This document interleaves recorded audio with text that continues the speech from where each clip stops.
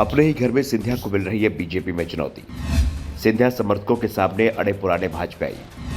सिंधिया के गढ़ में हर सीट पर भाजपाई खड़ी कर रहे हैं मुसीबत। विधानसभा चुनाव में सिंधिया के गढ़ ग्वालियर में पुराने भाजपाई और नए भाजपाइयों के बीच कांटे की टक्कर चल रही है। ये टक्कर टिकट को लेकर चल रही है।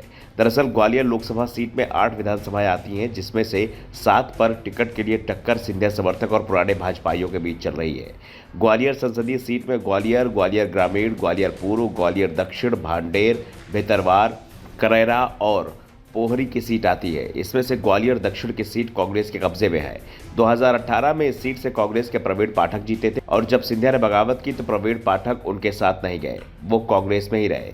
बाकी की सीटों में अधिकांश पर सिंधिया समर्थक चुनाव जीते थे, जिन्होंने दल बदल किया और बीजेपी में चले गए। ऐसे में इस बार के चुनाव में ग्वालियर दक्षिण की सीट को छोड़कर बाकी की सभी सीटों पर बीजेपी के अंदर सिंधिया समर्थकों का पुरानी बीजेपी के नेताओं से मुकाबला चल रहा है। ग्वालियर में बीजेपी के पुराने नेताओं को इस बात का एहसास है कि टिकट वितरण में सिंधिया की ही चलने वाली है, इसलिए तमाम दिग्गजों ने ग्वालियर दक्षिण पर भी दावा ठोक रखा है, क्योंकि ये एकमात्र सीट है जहां सिंधिया कैंप से कोई बड़ा दावेदार सामने नहीं आया है। ग्वालियर दक्षिण सीट से बीजेपी नेताओं में पूर्व मंत्री और इसी सीट से 3 बार विधायक रहे नारायण सिंह कुशवाहा की मजबूत दावेदारी मानी जा रही है। इसके अलावा बजरंग दल के पूर्व राष्ट्रीय अध्यक्ष जयभान सिंह पवैया, पूर्व पीएम अटल बिहारी वाजपेयी के भांजे अनूप मिश्रा, ग्वालियर की पूर्व महापौर समीक्षा गुप्ता के साथ करीब 1 दर्जन दिग्गजों ने दावेदारी ठोक रखी है।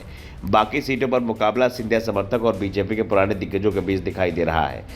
ग्वालियर पूर्व सीट की बात करें तो यहां पर सिंधिया समर्थक मुन्ना लाल गोयल 2020 का उपचुनाव सतीश सिंह सिकरवार से हार गए थे। अब इस सीट पर अनूप मिश्रा और रामेश्वर भदौरिया भी दावेदारी कर रहे हैं। ग्वालियर सीट पर सिंधिया समर्थक ऊर्जा मंत्री प्रद्युम्न सिंह तोमर की दावेदारी को मजबूत माना जा रहा है। इस सीट पर पूर्व मंत्री जयभान सिंह पवैया भी अंदरूनी तौर पर दावेदारी कर रहे हैं, हालांकि वे क्षेत्र में अधिक सक्रिय नजर नहीं आ रहे।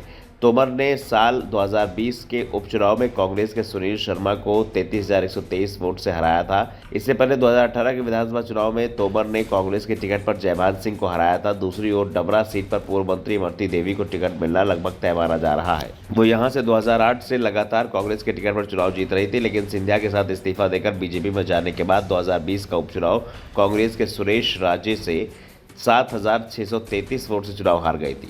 इस बार भी इन दोनों के बीच की मुकाबला माना जा रहा है। वैसे डबरा सीट पर प्रदेश गृह मंत्री नरोत्तम मिश्रा भी अपने किसी समर्थक को टिकट दिलाना चाहते हैं।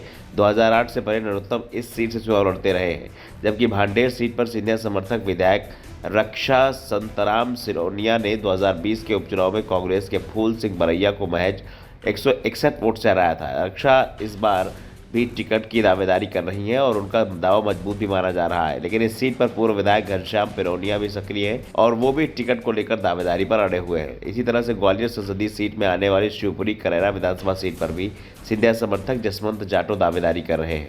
2020 के विधानसभा उपचुनाव में जसवंत जाटो को कांग्रेस के प्रागीलाल जाटो ने 30,641 वोटों से करारी शिकस्त दी थी। इस बार यहां जसवंत को बीजेपी की टिकट के लिए पूर्व विधायक रमेश खटीक और शकुंतला खटीक से टक्कर लेनी पड़ रही है, जबकि पोहरी सीट पर पीडब्ल्यूडी राज्य मंत्री सुरेश राठखेड़ा के अलावा पूर्व विधायक प्रहलाद भारती और सलोनी धाकड़ भी सक्रिय हैं। 2020 के उपचुनाव में राठखेड़ा ने बसपा के कैलाश कुशवाहा को 22,496 वोटों से हराया था और कांग्रेस तीसरे नंबर पर थी। साफ है, सिंधिया के साथ जो लोग बीजेपी में गए थे उनके लिए टिकट हासिल करना बहुत आसान नहीं दिख रहा है। Bureau report the Navdarpan news.